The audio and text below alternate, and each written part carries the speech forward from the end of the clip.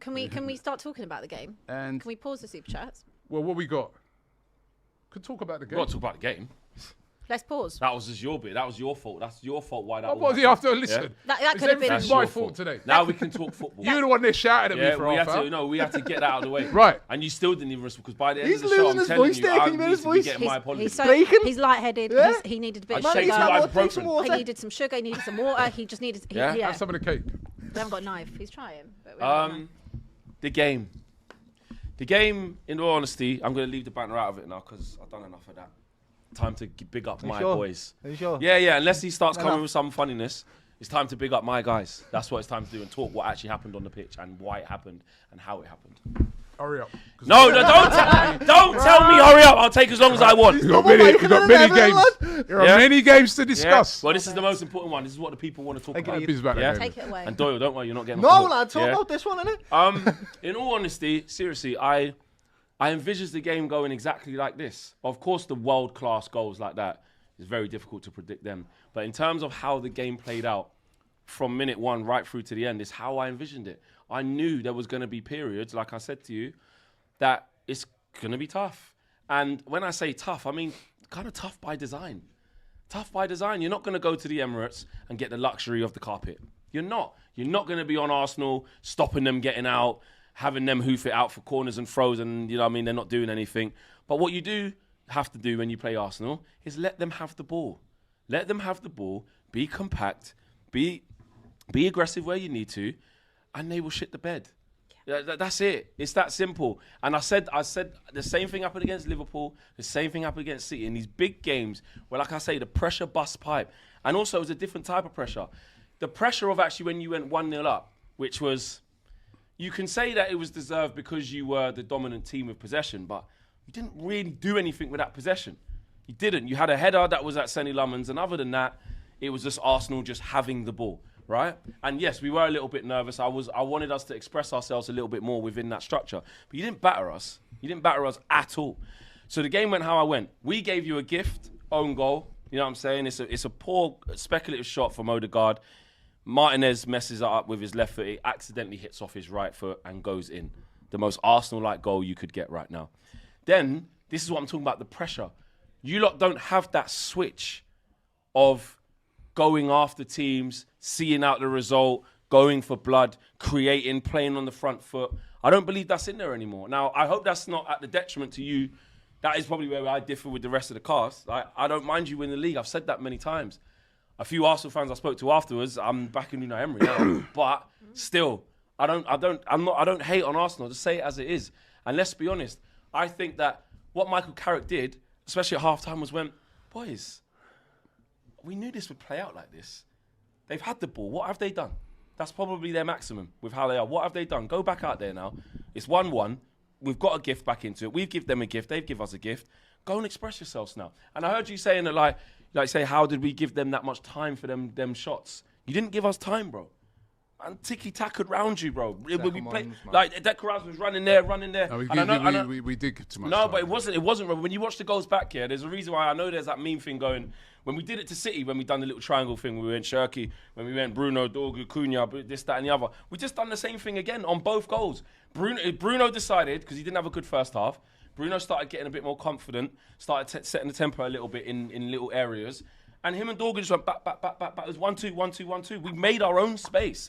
In the third goal, we made our own space. You didn't give it to us. Yeah. We earned it. Yeah. And that's what I'm saying. There's this misconception that it's like Arsenal were just so bad that, like, Man United just sat there. To be fair, hold on. To be fair, because I said to you yesterday, right, I wasn't making excuses on that. You were by far the better team. We were the better team up until we scored. Yeah. Right? Up until, which is the weird thing. We were the better team and we deserved to go 1-0 up. And then it was just weird for me, like how many mistakes we made. Like, we gifted you the first goal. Absolute shocking error under no pressure. The thing is, like, you're not even being pressed or nothing. Like, I just could not. It was just, and then after that, the truth of the matter is, after that, right, we panicked. It was like, we're like, how are they back in this game? And we panicked, and we were so poor after that, right? It was just a poor performance. And I don't strictly agree with what you say. I think the last few games we've been off form in the league. There's no doubt about it. We were poor against Liverpool. We should have won the game against Forest. We had enough chances to win it. But actually, I've seen us play this season where, like say, for instance, against Villa, it was a very even game up until half-time, very similar to yesterday. But then we came out in the second half and we were a completely different animal, right? And I've seen us do that this season on many occasions. But on this occasion, we panicked. We didn't come out and play well. And it was, I have to admit, it's like they were starting to play with fear. It's like, wow, they just didn't do the things that we've seen them been doing all season. And Manchester United fully deserved their win, all banter aside as well. I said that to you yesterday. They fully deserved their win. I ain't making no excuses. I do think, looking back at it, there was a possible handball by Maguire. But that's, even if we would have got, I said to you after the game, even at 2-2, and I said to you earlier, you know when you said to me, yo, you must have been vexed when that third one went in. I said, I was already vexed at 2-2 because this is a big game for us. We need to win to take advantage of our situation. So, yeah, I was vexed at 3, but I was already angry because to me, even 2-2, that performance was not good enough. If we would have got a draw out of that, we'd have absolutely gotten away with one. We didn't deserve to get anything out of that game. We didn't create anything in that second half. We didn't create enough throughout the game, and we have to improve that. We got a big game coming up at the weekend against Leeds. If we now, I hope those players are stung enough now to realise that they're going to have to pick it up. These moments do happen. Robert, I think you got to talk about Arteta though, because I'll be honest. Yeah, and I do think, right, one of the problems with us is that we are sometimes a bit too structured. Everything has to, because 100%. Even when we're chasing the game, it's still the build out from the back. It's still thing. Like probing. And I'm like, bro, now it's it's not a time for probing now. Let's just let's stick it on them a bit and see how they react. Are you quite predictable? Yeah, we were. We were very predictable in that game. Whereas when we played against, say, Villa, I don't know, I guess we were probing until we got that second goal, and then after that we were free-flowing. But we need to be more free-flowing in games, right? Because we're throwing away points. Against Liverpool, we needed to be more free-flowing. It was almost as if, right, don't take no risks. Gonna have to take risks sometimes. Vieira said it, he's right. Sometimes take some risks. And it was a poor performance where he's got him fully like that. Deserved your win. Arteta's got him drilled like that. You can see, yeah. We're like an American. When we got the ball, Maguire's got the ball, like, you can see the two wingers, whether it's Saka or Trossard and stuff, like, they won't go for the fullbacks. Where Maguire's going to go that way. You know Martinez is going to pass it. They don't go. What they do is they drop back into this shape. That is just, they are so accustomed and so drilled to. And I'm saying, if Arsenal, the fans talk it up, yeah?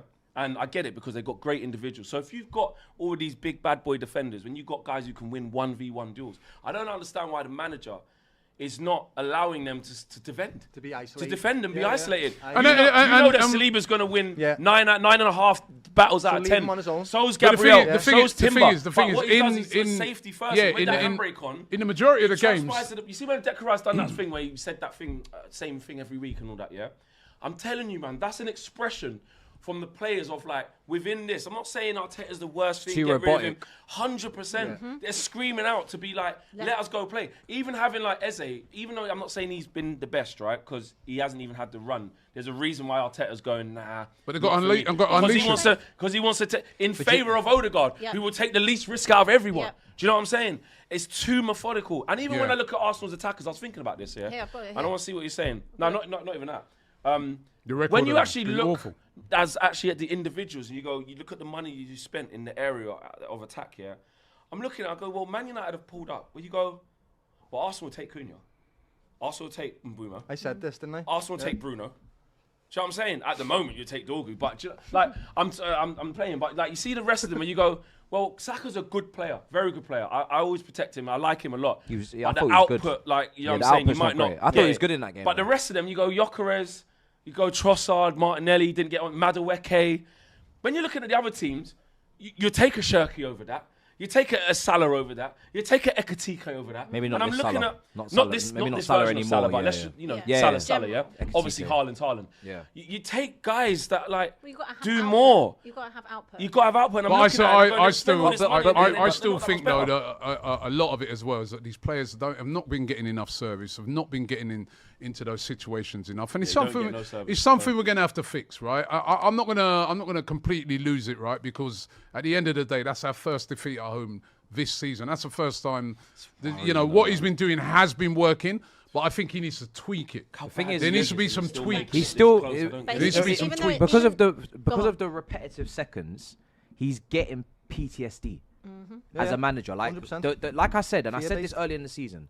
The first title challenge in Arsenal was the scariest, most frightening, most entertaining, most attacking Arsenal I've seen. This team is nowhere near as entertaining and as fearful as that. The fear that comes with this Arsenal team is they're more calculated. They'll bully you and they'll do the physical thing with the corners, and there feels like an inevitability with that. But he doesn't care how he gets this over the line. No. That's what people need to remember. Arteta's scarred. The team may be a little bit scarred, but like I agree with you. I think the Odegaards, the Ezes, and the Sakas would actually play good football if they were given the license to do so. Do you think the combinations that we saw Man United doing, those three players can't do the same combinations? Of course they can, but they're not allowed to do it. Saka, when was the last time you saw Saka in a central position, running at defenders or doing combination play? He's not allowed. He has to be over there. Because it's all about percentages, all about the fine calculations. Everything's about that for Arsenal right now. And if it wins them the league, people will look at it and be like, oh, that was nasty, man. That was one of the nastiest title wins we've ever seen. Yeah. But I'm telling you now, the manager, the players, if they get it over the line, and the fans, they won't care. If they don't, then we'll be saying, oh, you should have done this, the tweets should have done that. But right now, he'll say, I'm top of the league.